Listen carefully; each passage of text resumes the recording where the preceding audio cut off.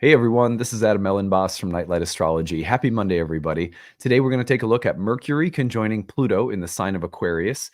So Mercury has just entered the sign of Aquarius, and of course, so has Pluto. So as soon as Mercury enters Aquarius, there is the conjunction to Pluto. They're both in the bound of Mercury, by the way, which is kind of an interesting little detail that we'll take a look at today. But we're going to look at the various archetypal themes that are quite consistent when these two planets get together, as well as some of the unique features of their conjunction in the sign of Aquarius. Anyway, that's our agenda. Before we get into it, don't forget to like and subscribe. Smash, hit, press, tap the like button. You guys, it's a little inside joke on my channel. If you are new, I'm so sorry.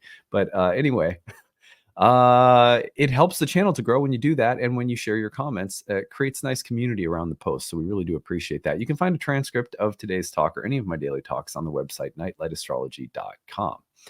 Now, when you are over at the website, you may notice that there is a new live events tab. I'm going to take you over there right now and show you. When you go to the home screen, you'll see live events. If you go to the events tab, you'll see live events. Either way, if you click on it, you're going to be taken over to another page where you will see that we have now added a monthly webinar. So there's going to be once monthly webinar that I teach on individual topics in astrology. These are meant for students of all levels. Whether you're a beginner, intermediate, advanced, there's something here that should translate for people of all levels. And this month of February, on the 15th from 7 to 9 p.m. Eastern Time, I am giving a talk called The Outer Planets in Our Relationships. And this is part one of a three-part series that I'm going to be doing. This one is Pluto in Love. So in this talk, I am going to be looking at the symbolism of the planet Pluto, whether it is indicated through the natal chart or by transiting your natal chart in love and relationships, which can happen in a variety of ways. Pluto transiting Venus, Pluto conjoined or aspecting Venus in the natal chart, Pluto in the seventh house, Pluto aspecting the seventh house, Pluto transiting the seventh house, Pluto aspecting the ruler of the seventh house, etc. So we are going to talk not only about how Pluto impacts love and relationships, but how to more intelligently and wisely work with Plutonian energy in love and relationships, and all of the different ways that Pluto tends to show up in relationships. So if that sounds interesting to you, you can register there. You will get a live link to attend. And if you cannot make it live, you will get a link sent to you afterward with the recording to download as well. So I hope to see some of you there. In March, I'll be doing one on Neptune and love. And in April, I will be doing one on Uranus in love. So kind of a fun new series of talks that will be once monthly, and you can check them out every month on the live events page. All right, let's go ahead and talk about Mercury's entrance into Aquarius. So here we can see we're on February 5th, Monday, that's today, and we have the entrance of Mercury into into Aquarius. Oops, there's my pen, and I'm going to highlight it for you guys. There it is. Mercury gets into Aquarius and immediately conjoins Pluto. Now, we want to give this about a 3-degree range. And so we're going to take this forward just a little bit. Let's go 1, 2, 3. So by Thursday, the energy of this transit is starting to fade. So Monday through Wednesday is really the most active period. However, it is interesting to note that Mercury will be getting right into further aspects right away, going into a square with Jupiter, and then later in the month, square with Uranus and so forth. So, but yeah, this is a really interesting transit because Mercury and Pluto together they are also in the bound of Mercury. You can see that right here. When you look at the bound table, you'll see that the first probably about 5 degrees, 6, maybe even 7 degrees of Aquarius are the bound of Mercury. So Mercury has some dignity here. This makes it very interesting to it's very interesting to think about, because Mercury in Aquarius is not typically thought of as having any dignity unless you're looking at it triplicity rulership. But once it's in its own bound, it's a little bit more like a Mercury that you might think of in Gemini, an air sign that Mercury has some power in. So we're looking at a more powerful Mercury, and that's the just a starting point to mention. Now, I want to talk about 5 themes that you will notice whenever these two planets get together, really in any signs and through any kind of aspect, especially conjunctions, squares, and oppositions. But in particular, this conjunction, we will add a few details as we go, considering the sign of Aquarius. But these are the Mercury-Pluto themes that you're going to want to watch for today through about Wednesday. You may have even noticed it coming through yesterday, over the weekend a little bit. Number 1 is communication from the underworld. The underworld is, it could be also described as the unconscious. It could be described as hidden or secretive. It could be described as a place of shades or shadows. So when we think of underworld, we're really thinking of a kind of archetypal or mythic dimension of consciousness.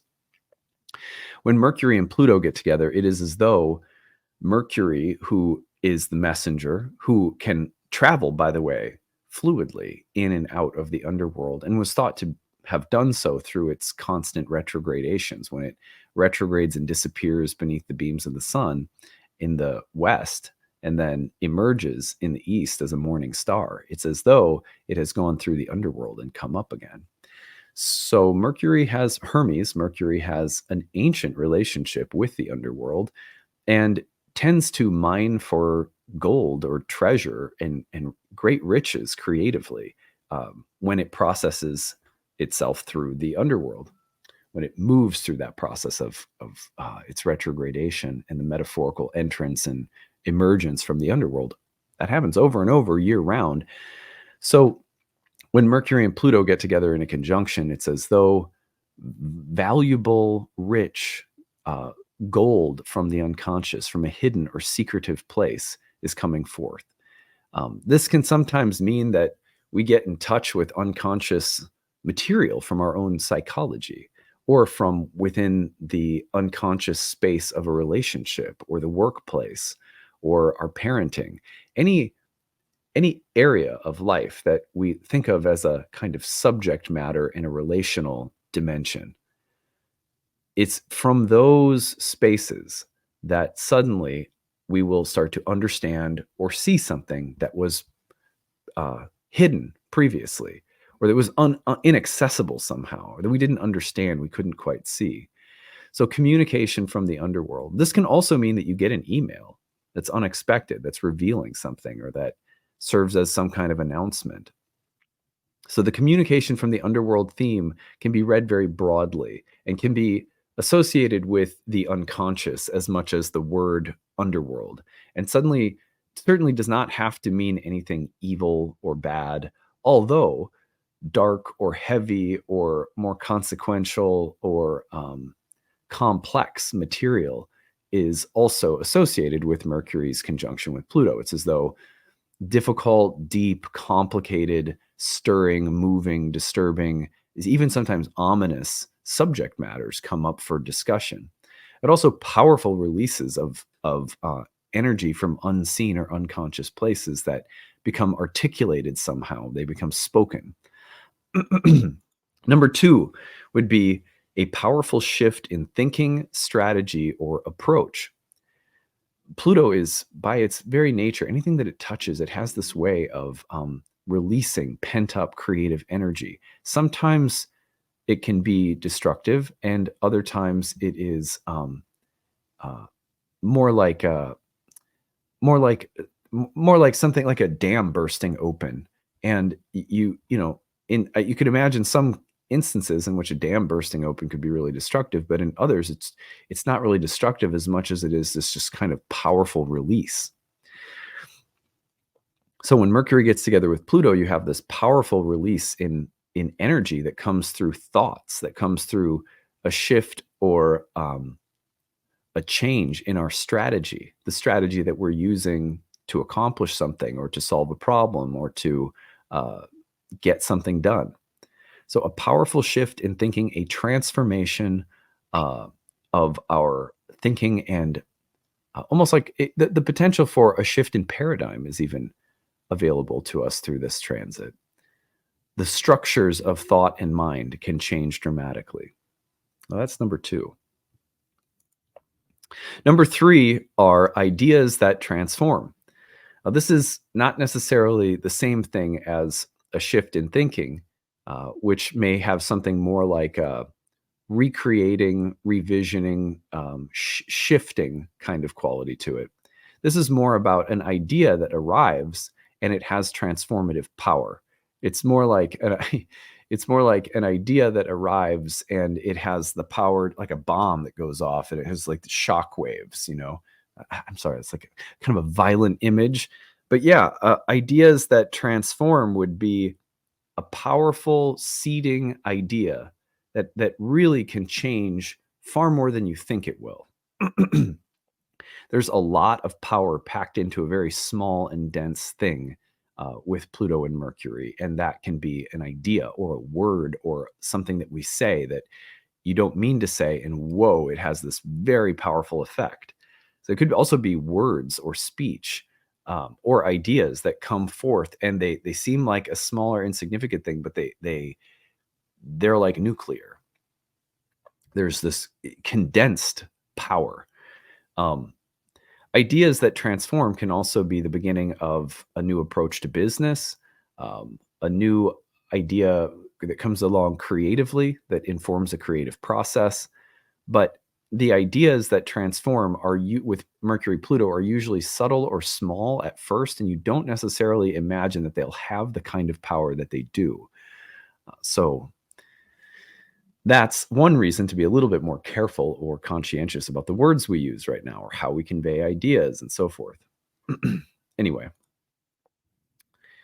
now the combination of Mercury and Pluto in Aquarius is really interesting because we have both depth and height represented simultaneously. Aquarius is a constellation. The constellation image of Ganymede in the sign of Aquarius points us to a human's connection with the realm of the gods on Olympus. Ganymede is the water pourer, water bearer, and servant of Zeus. And so there's this human potential that places us up, high up, near the gods, in the clouds, big ideas, divine, higher realm kind of ideas. Now, these are all metaphors that sort of lofty, angelic, at the top of the mountain, closest to the realm of the gods. And these kinds of ideas, when Mercury and Pluto get together, they can be very lofty. So they're powerful, transformative, nuclear, but like lofty, like really high and kind of progressive and visionary and futuristic, sometimes technological and inventive. What's interesting is that, of course, Pluto is so deep and sort of subterranean and rich. And so the potential for the meeting of high and low in the mind right now is present.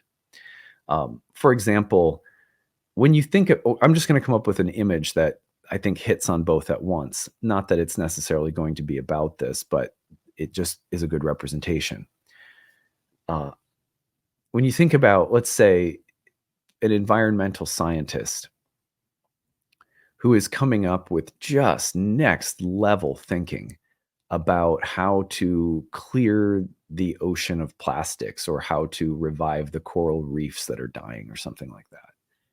You have something that is effectively intensely Plutonian in that you're looking at the process of death and regeneration in the bowels of the earth.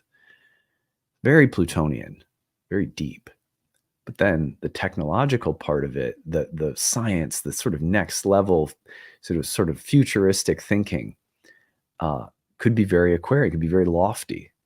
So that's a good image, right? It just marries the idea of high and low together, of subterranean and rich and fertile and like substantive and powerful, the Plutonian, with the sort of lofty, light, ethereal, angelic space of the mind. You put those together, you have some really interesting combinations. So watch for that combination in your own space. All right. And finally would be the otherness of the mind. Now, Aquarius is a Saturn ruled sign, and Saturn is associated with heretics. And so Mercury and Pluto in the sign of Aquarius and Saturn's sign, powerful, transformative, but heretical ideas.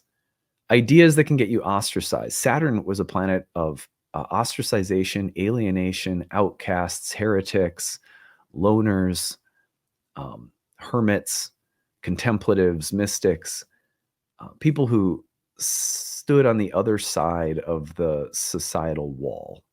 Are you in the city? Or are you sort of in the hut at the edge of the village? Well, Saturn was often associated with, uh, well, remember that Saturn sits as the gatekeeper or boundary keeper between the realm of the planets and the realm of the stars and the gods.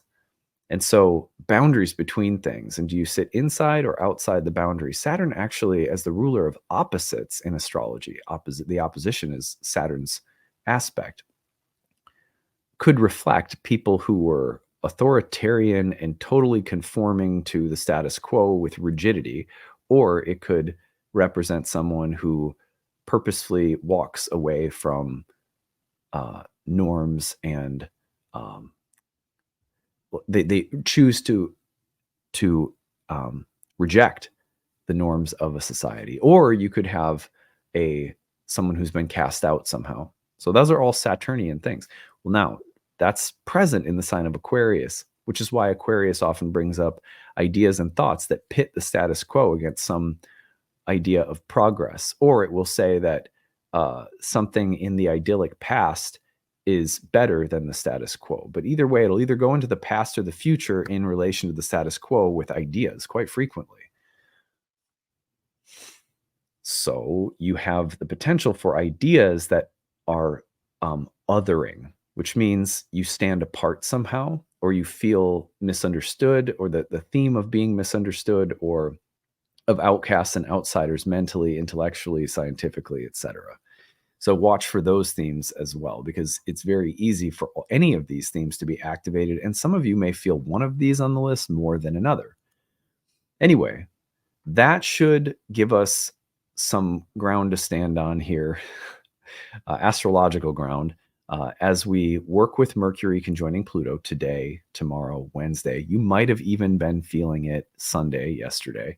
So we think about this transit as going from February 5th to about the 7th, backing it up to maybe Sunday, which would be the 4th. Okay, that is what I have for today. I hope that you guys are having a nice start to your week. Don't forget to pop on over to the website, nightlightastrology.com, where you can register for my talk on Pluto in love and relationships, which is a webinar that I'm doing on the 15th of this month. And if you can't make it live, we send you the recording afterwards. You could watch it later if you wanted to. All right, that's it for today. Hope you're having a good one. Take it easy. Bye.